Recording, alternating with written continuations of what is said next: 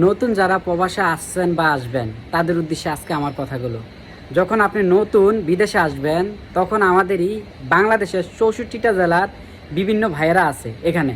তখন তারা আপনার কাছে আসবে, আসার পরে আপনাকে বলবে, ভাই কত টাকা দিয়ে আসলেন, দালালের কত টাকা দিলেন, কত মাস সময় লাগলো, আপনার এই খোঁজখবর নেবে। নেওয়ার পর তারা আপনাকে এভাবে বলবে, বলার পর তখন যখন আপনি বলবেন, ভাই আমি 5 লাখ টাকা দিয়ে আসছি, আমি দালালের পিছে পাই 4-5 মাস ঘুরছি, 5 লাখ টাকা দিয়ে আসছি, তখন তারা আপনাকে কি বলবে জানেন? বলবে, কি বলেন ভাই, 5 লাখ টাকা দিয়ে আসছেন আপনি? 5 লাখ টাকা দিয়ে আপনি কেন আসছেন এখানে? এই কোম্পানি তো কাজে নাই। আপনি আসছে বলা, আপনি দেশে কোনো দোকানদারি করতেন বা কোনো কিছু করতেন, এটাই তো ভালো ছিল। এরকম ভাই বলবে, তখন কিন্তু আপনার মনটা ভেঙে দেবো। আর তখন আপনি মনোবল হারিয়ে ফেলবেন, যাই হারিয়ে আমি কি করলাম, আমি 5 লাখ টাকা দিয়ে এখানে না এসে ঠিকই তো যদি দেশের একটা দোকানদারি করতাম বা কিছু করতাম, এটাই তো ভালো ছিল। তখন সে ওই লোক এই কথা বললে আপনার কানে এই বিষ ঢাইলা দিয়ে সে কিন্তু চলে যাব। আর আপনার মনে কিন্তু টেনশনটা চলতে থাকবো, মনটাও কিন্তু খারাপ হয়ে যাব।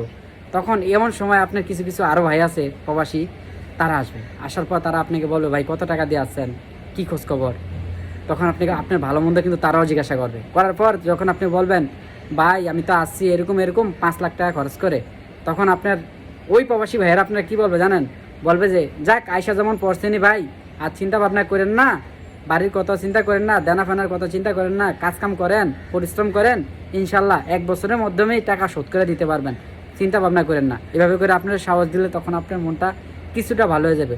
ভাই এই প্রবাসে নানান রকমের মানুষ আছে, অনেক রকমের মানুষ আছে, যারা এক একজন মানুষ এক এক রকম, এক একজন মানুষের মাইন্ড এক এক রকম। যারা কেউ আপনারা ভালো বলবে, কেউ খারাপ বলবে। কখনো কারো কথা শুনে না নিজে চিন্তা করবেন না, নিজের চিন্তা ভাবনা দিয়ে নিজে চলার চেষ্টা করবেন।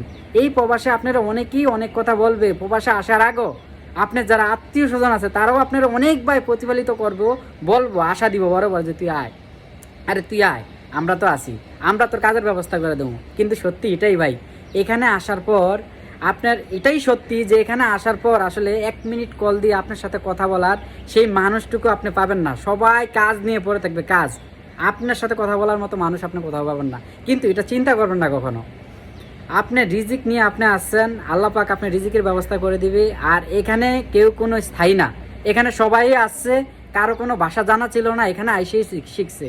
অর্থাৎ পরিবেশের সাথে আপনাকে খাপ খাইয়ে কীভাবে চলতে হবে সেটা আপনিই বুঝবেন এবং আপনি বুঝতে পারবেন।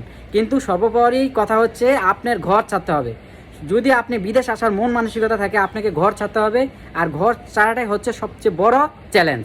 তাই আমি মনে করি যারা বেকার আছেন, বাংলাদেশে কোনো কাজকাম করছেন না বা রাজনীতির সাথে জড়িত, আপনারা বিদেশে চলে আসেন। আসলে বাস্তবতা বুঝতে পারবেন এবং এখান থেকে অনেক কিছু শিখতে পারবেন।